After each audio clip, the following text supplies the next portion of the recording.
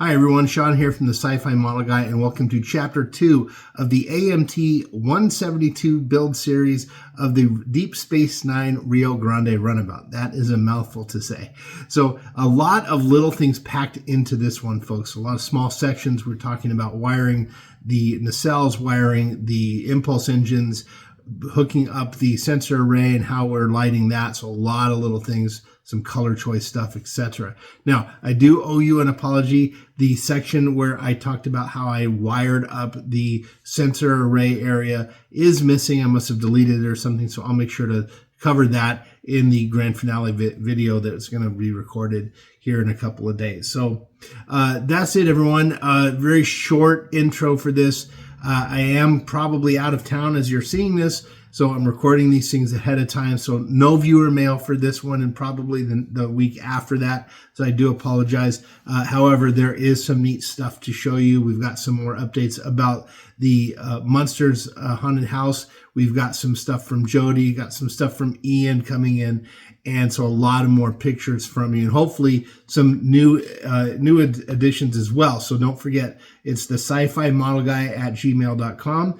Any model pictures that you've done in the past or working on now, be happy to show them. And lastly, of course, don't forget hashtag Enterprise to enter for your chance to win the 650 scale fully custom kit on there. So we have a lot of new viewers, so I know a lot of you are probably tired of me mentioning that, but there's a lot of new people coming into the channel, which is really great. So I want to make sure we get everyone a chance to win that. So again, it's once we hit 1,000 subs and it sticks for a little bit, we'll be doing that giveaway. All right, folks, that's it. Chapter 3 will be coming in about a week, and we will see you down the road. Hey everyone, okay, so it looks like we're going to be doing quite a few little mini segments on this, but that's okay. So what we're looking at here is the little sensor array assembly thing that's going to go on the top of the ship. Now, as you can see here, there is the LED strip lighting on the front there, and then here is some on the back. And this is a white LED, not the warm white that we often do for the windows. This is bright white. So, and right here is the little piece that has these holes that I've drilled in there. You can see them in there, and those are the perfect size for some 0.75 millimeter fiber optic lighting cable. So I've already trimmed out these little guys here, and we're going to demonstrate how they get put in to the piece. So as you can see here, if I can make sure it's on camera now, I'm going to just put this right through. Now, if you see there, it just falls right through the hole, right? So we have to dome this at the end. So the way to do that is just with a little bit of a lighter. So I'll see if I can do it with the camera on the way it is. So what we're going to do is we're going to hold the flame open, and we're just going to bring the fiber optic close to the flame. You do not go onto it. You just bring it very close, and we'll see if we can get that to work. Now, I'm going to unplug my microphone here because the cable here is getting in the way of my arms. So let's see if this will work. Just 1 second.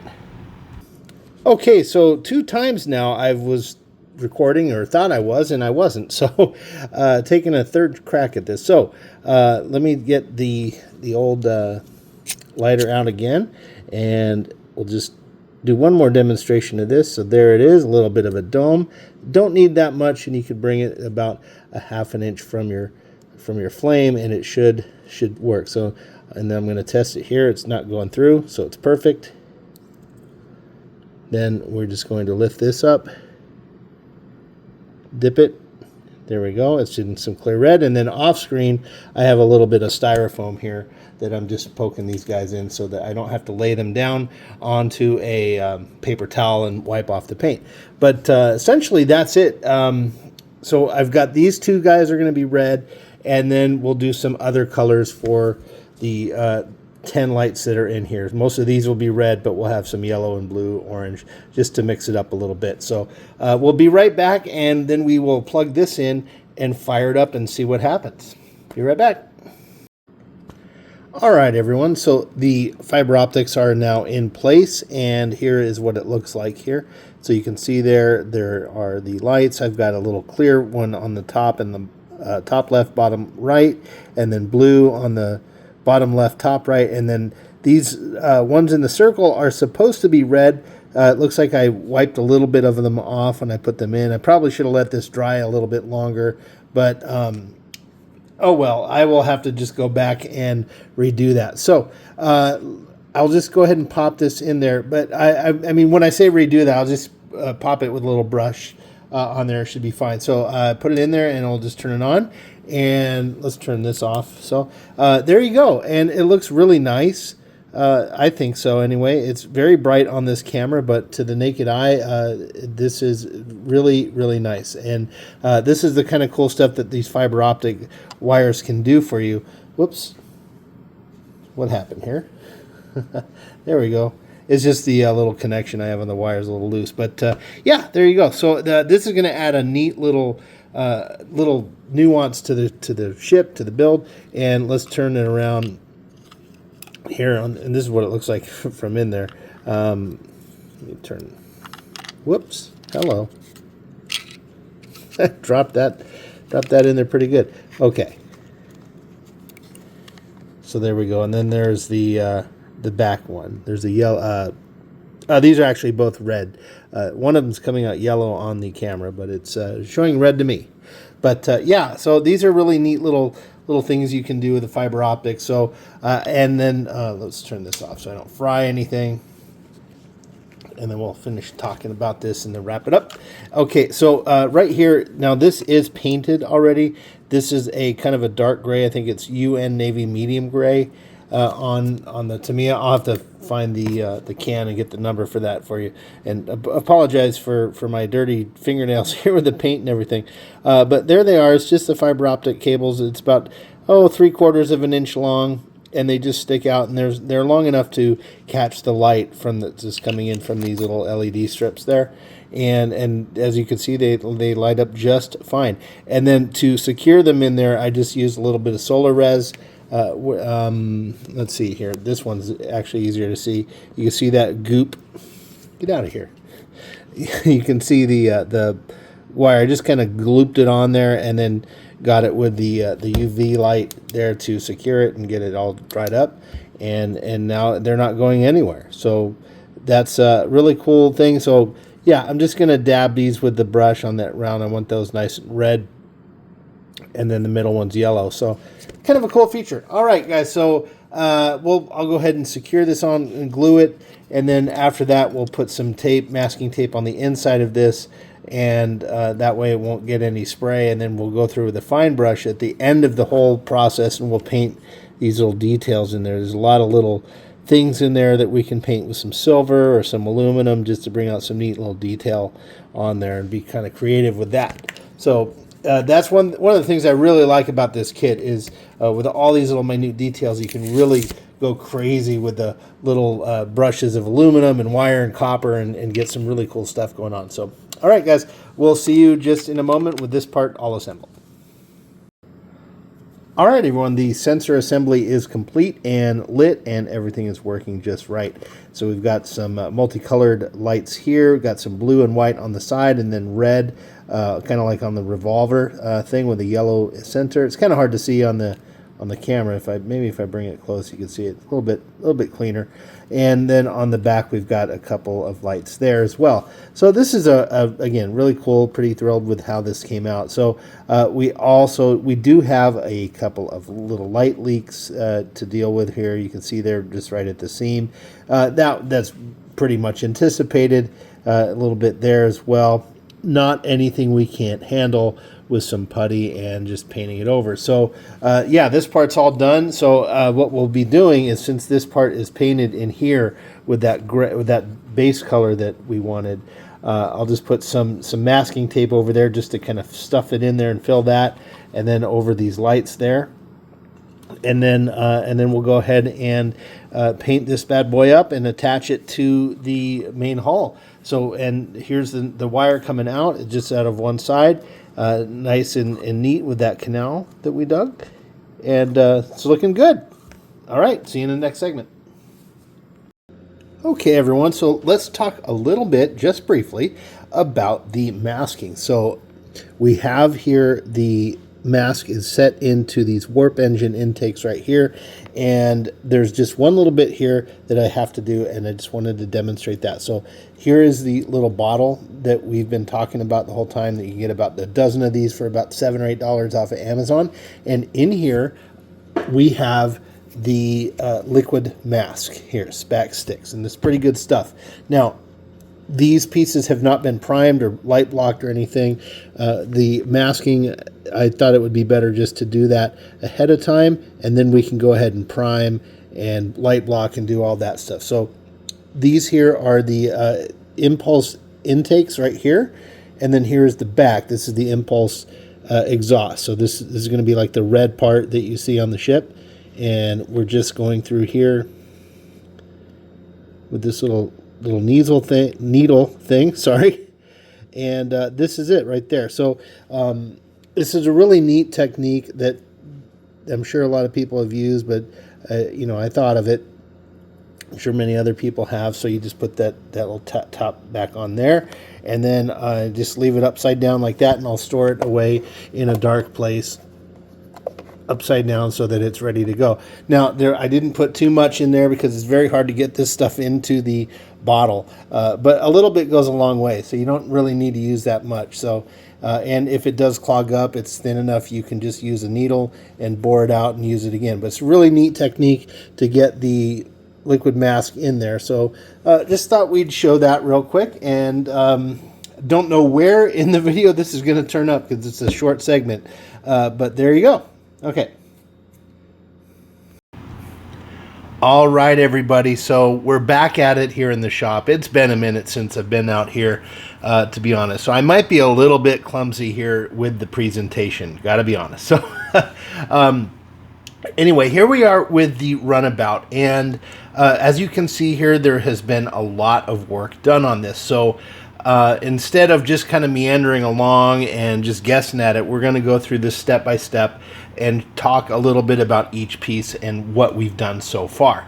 So up here, we're going to start at the top here. This is the optional sensor array, and of course I want to include it because it gave a lot of nice opportunities to do some lights. You can see here this part is masked off because it's been painted, and there's been masks here. There's some fiber optic lights. Now there is a nice little section that was recorded for this, so I'm not going to get into too much detail there, although suffice to say you can see the wire for the lights that are in here coming out here. They're drilled. You're going to see all of that coming up. So we're going to set that aside. Now you may notice here that the ship has been painted a couple of different colors. Well, the reason for that is that these pieces here, we've got the wing here, I guess we'll call it the wing assembly, and we've got the nacelles, of course, and then the main hull of the ship. The main hull of the ship has been painted in a gray primer. The reason for that, if you recall to the unboxing of this kit is entirely in white. So when I do it, and I'm not sure about other people out there, but when a kit, the basic kit plastic is white, and I'm going to paint it a different color, I like to paint a gray primer so that I know that the entire kit has been covered with some primer. If I painted white primer on white plastic, obviously you're not going to see, or there's a chance you may not see a piece that you missed or a spot that you missed. So we want to make sure we get primer all over it. So this is gray primer. This has been white primer. Now, these nacelles here and the wings, of course, have been light blocked in black, both inside and out. And that's because we've got some more lights going on in there, obviously. We do not have any lights in the hull itself. We're not going to light these windows up. They're black. On the screen in the show, they were black as well. So we're just going to leave that there. And besides, it would be very hard to kind of build a cockpit and people and stuff in there. So we're going to keep that black. That's already been painted right here.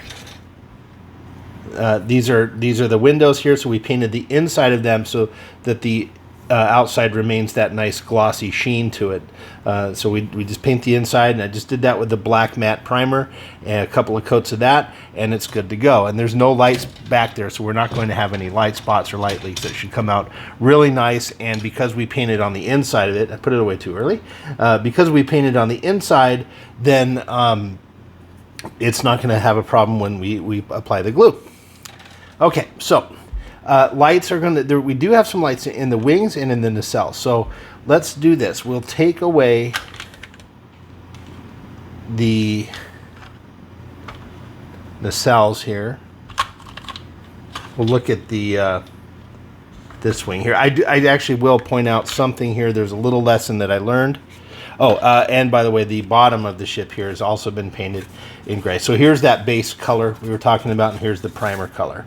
Went on really nice, I gotta say. A couple of coats, didn't take much to get that completely covered. That Tamiya gray primer really is good. Okay, so this here is the, I believe it is the starboard nacelle and wing, yes.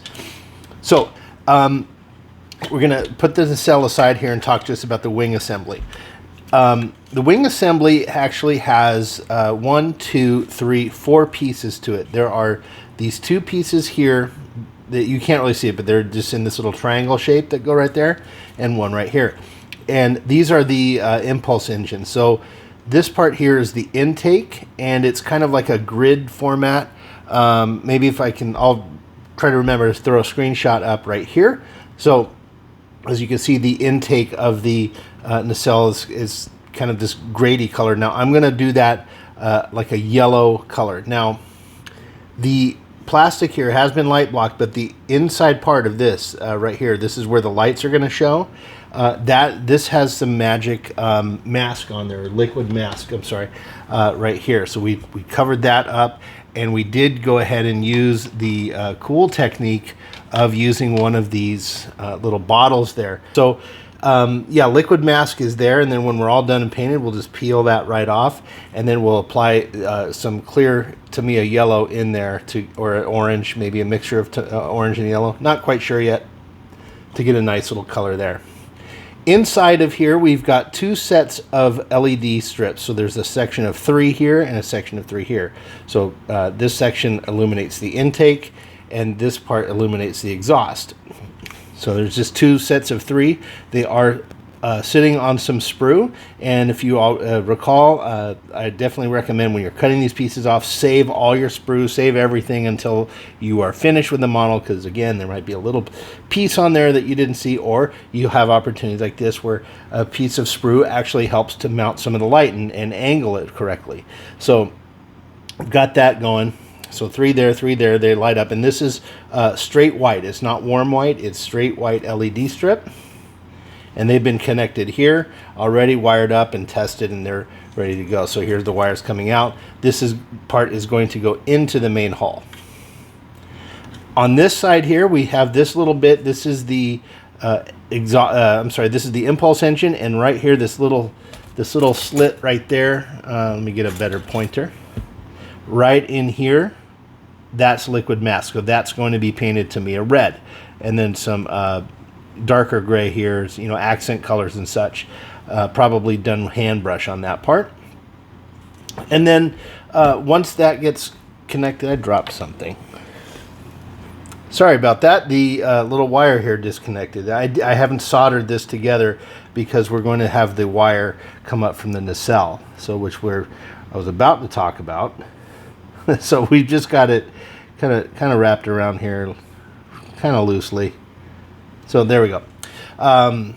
Where were we? Okay, so the nacelle comes out down here on the bottom. So let's put this together, or fit it together rather.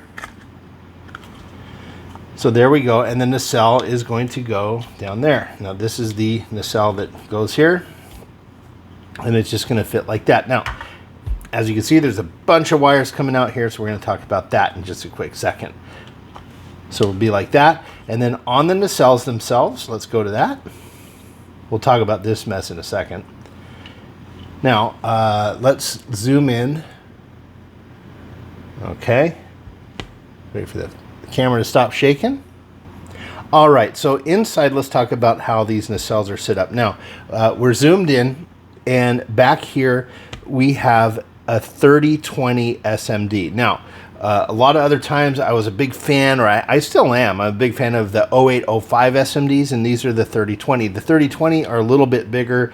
They exude a little bit more light, and after working with them a little bit, I'm actually starting to prefer these 3020. They're a little bit bigger, but they're probably about half again as big as the 0805, I would say, maybe double, but not huge. But I do like them because they cover the holes that I drill out a little bit better or more fully. It allows me a little bit of wiggle room or room for air. I don't have to get it exactly on the middle because there's enough light there to come through the little hole.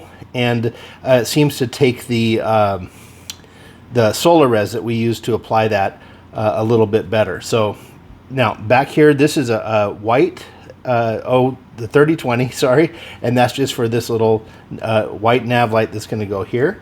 And then up on the front here, there's going to be the green and the red. I forget which one this one is. I think we're port, so this is going to be green, I believe. So that one is a 3020 right here through the hole that we drilled right there. And that, as you can see, has been covered in black paint. And that's just to mask the red. I didn't want that mixing in with anything else. Now, along here is a set of 1, 2, 3, 4, 5, 6, 7, 8, okay, 12, sorry. It's a row of 12 LED strip there. Now this is warm white LED. It's not the regular white like we're using for the impulse engines. And I chose the warm white because that tends to get a little bit softer glow for the warp nacelles. I don't want the warp nacelles like extremely bright and blinding, so the warm light kind of softens that a little bit. So so on here, and then, sorry about that. In the front here, we have another 3020 white SMD. I think this is pure white, and that is to illuminate the Bussard collector. Now I chose pure white because it's a small light, and we need it to do a lot of work to cover this area. So we chose pure white for that. Okay, so there are 1, 2, 3 3020 lights, and then a row of 12. So as you can see here, we've taped down the wires as best as we could. We want to get them down as much as possible there to, not get in the way and be in the row, in the way of for the nacelles. We want that light popping through. We don't want to see shadows. So, and that's where we're going to talk about here in a second. So this here is the good one. This is all this stuff here is wire. So what you see here, this is just some shrink tubing there. I hope I've been in camera this whole time. I'll have to go back and check. So yeah, this is just some shrink tubing, obviously, to keep these things separated. We don't want to short. And out here are all the resistors. Now, this is one of the downfalls of using these pre-resistor wires now, or lights rather. I like them because they're easy. I dislike assembling things and putting my resistors on them. I'm lazy. I like to do my modeling stuff. Some people might be an electrician and it might not bother you. It is definitely a cheaper route to put on your own resistors and everything. Again, you can make the wires as long as you want to put the resistors somewhere else, which would be nice, but so far I make it work. Maybe one of these days I'll start doing my own resistor work like a lot of builders do.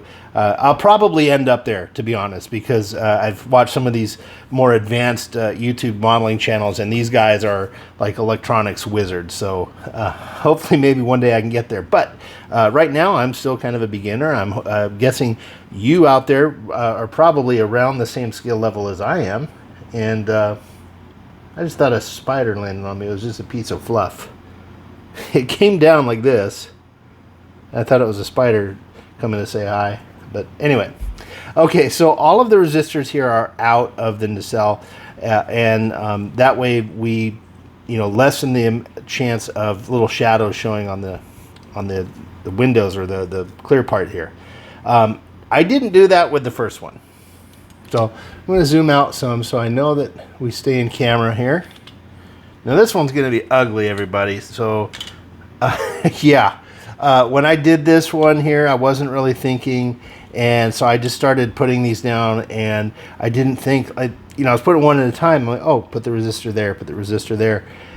And then I realized, wait a minute, there's 3 of these things. There's 3 resistors. They're going to take up a lot of room in here. We're going to see shadows. We're going to see the wiring there. I'm like, oh, that's not good. So this was the first one that I did. The second one, I thought to put them outside and deal with it on the outside of the nacelle. But that being said, it's not horrible. I think it should be okay. But little lesson there learned. So if you're going to do you're probably not going to build this ship. This one's really hard to find. If you have found it or you still have it, awesome, kudos. I hope you build it. And I think all these old models actually, I think it's kind of like our responsibility. I feel like a duty to buy some of these older kits that have been sitting around since the 90s, still wrapped in cellophane like this one was. And let's build these things like the Galactica, That was from 1979. It felt good building that kit, like it was serving its purpose, So, I mean, I know it's just a model. It doesn't have feelings or anything. But anyway, little sentimentality never hurt anybody, I suppose. So let's get back to it. So this one, obviously, same thing. We've got the 3020s here, white in the front and back. This is the nav. This lights up the Bussard collector, and then we're going to have this one. This is the green one, I think. Red, green, no, green. Starboard green, port red. I have to look it up. I always write it down. Again, I think I've said that. I always look it up when I'm doing a ship just to double check. Anyway. So, but this is okay. I probably will come through here with a little bit more glue and tack these little loose wires down a little bit more, but that's okay. And then, of course, these wires will terminate up here, like this, come out. And that's the one advantage of doing it this way, that I only have to deal with these 2 wires coming out, and that will go into one of the assemblies there. So that's about it. But the good thing about this one here, this is a big ship. I've got a lot of room in here to stuff these wires in, and it's not going to get in the way of these things probably. Again, we've just got these little tiny parts there. And that's it. So what the next step here, what we're going to do is, I think what I want to do is I want to get these sub-assemblies done. So I want to get got to get the nacelles put together, and that brings us over here to the next portion of our discussion. So we'll take a little pause of what I was going to say, and we'll talk about the pieces for the nacelle. So here are the grills. These are going to be painted in our popular clear blue, Tamiya clear blue, which is right there, and we've got the Tamiya clear red for the Bussard collectors. I actually need to order some more of this. I can tell it's running low. It's going to be a little stale. I might have to add some thinner to that. So here you can see here that these are painted white. Now I just gave these a dusting on the inside of some Tamiya white primer, and this is just to diffuse the light so that we can eliminate any potential hot spots that those LEDs right here will create. So it's just a dusted white, as we've done plenty of times, just to diffuse a little bit. And then we're on the outside, I'll do the clear blue. Now, what I've done before on the Enterprise C build, which I'm very proud of, but I did make some mistakes. That was one of the first builds we did on the channel, and the nacelles were about this size. It's a 1400 scale ship. I think this is 72, but anyway, the nacelles were physically about like this. And what I did was I painted these things beforehand, then I assembled it. I'm not going to do that this time, because the nacelles on the Enterprise C, when I put these in here in the glue, it smudged this just a little bit, enough to where we saw a little light leak coming through, and it was just impossible to correct. Because this is all airbrush stuff. You cannot make a hand brush as clean and good as an airbrush. So the paint on there caused problems with the glue not coming right, so there were some actual light leaks. So this time around, I'm going to give a shot of, I'm going to glue these here in place. I'm going to assemble these nacelles with glue, just like this here, and put them together, and then we'll mask this, paint everything the light blue color. We'll get to the painting scheme in a minute, and then after that said and done, remask it, and then just paint this part with the Tamiya blue with the airbrush, very carefully going in there and applying that. Now, so we're going to do it that way, and we'll see how that turns out. When it comes to these Bussard collectors, however, these are going to be painted ahead of time, because if you can take a look here, they kind of go in like that, and there's a lot of little blocking parts here. This little thing's in the way. You can see there's some exposed area there and exposed area in the front. So this one here is going to be done airbrushed on the outside. Now, what I will do is I will not put any paint on the very edge of this, because that, obviously you can see, is not exposed. So we'll be able to kind of fudge it a little bit, and I can mask off the edges of these Bussard collectors on top and bottom, so that way we get a little bit of clean surface to glue them into position here. And in fact, it may not even need glue. Again, I'm not going to move these things around much. It might actually just need a drop, because I mean, who's going to come in here with pliers and yank this thing out? It's going to be very secure. These are going to be glued together. Like I'm pulling right now, and it's very hard to yank it out. So honestly, I'm thinking now I may not even glue it. We'll see how that works. Maybe I'll not glue it on one, see what happens.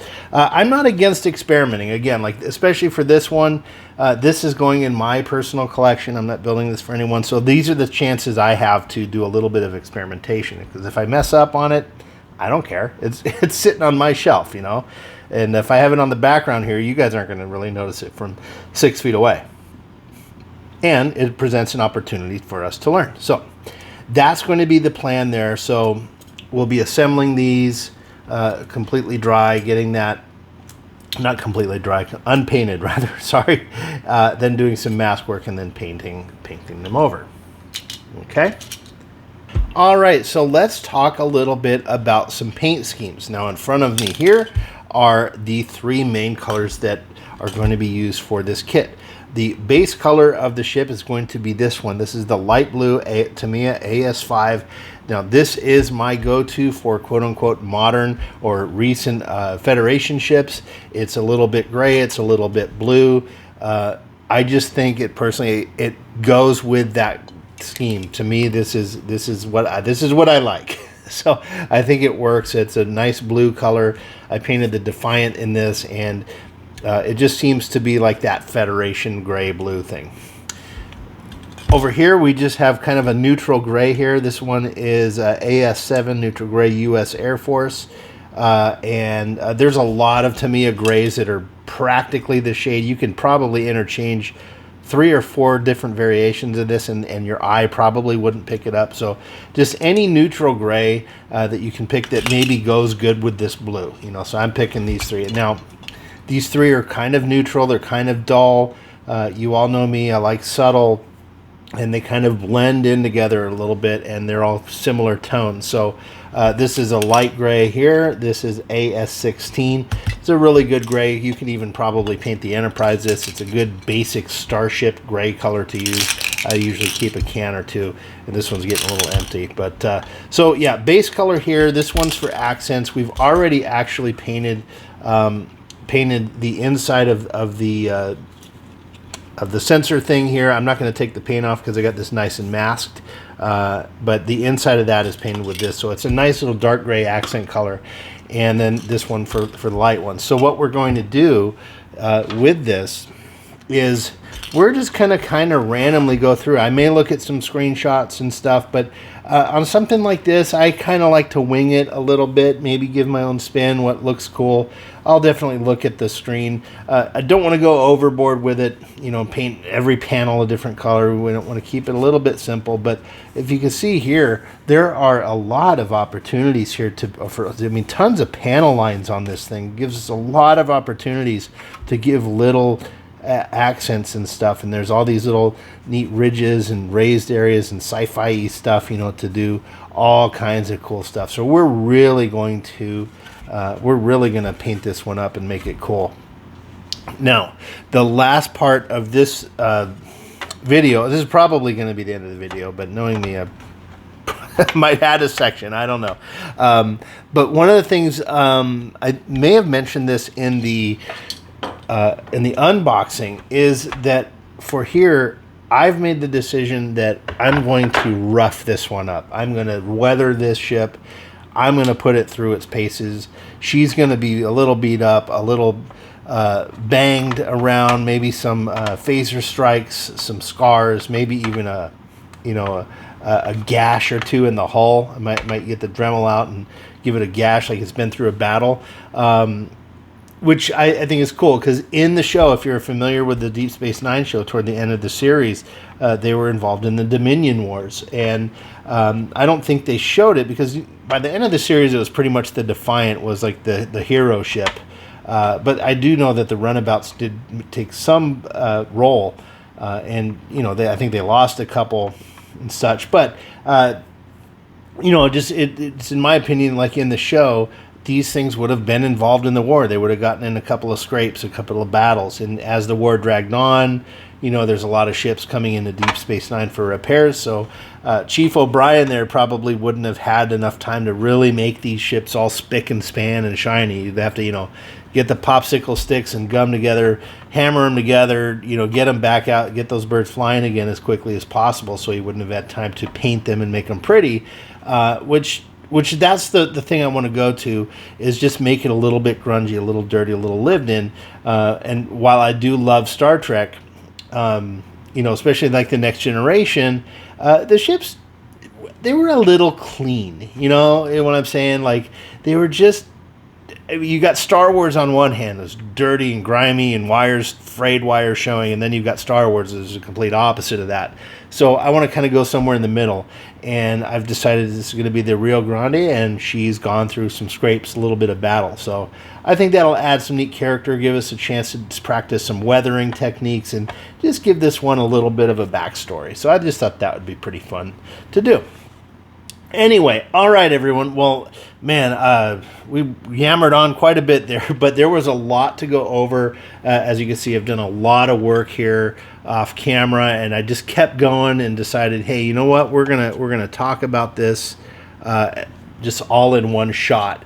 So, not really sure what the next section is going to be. It'll probably be the nacelles, like we talked about. We're going to go ahead and assemble those, and I'll get that. Yeah, that's what I'll do. I'll do these sub-assemblies here, get them going, get the wire things. You've already seen the insides, and we'll get that going and mask it, and we'll just talk and show you about how that turned out and give you a little bit of an update. So, all right, everyone, that will be the next one. It's probably the next video, not on this one. But if it is on this one, I'll see you in a second. If it's not, well, we'll see you next time. Bye-bye, everyone. See you soon.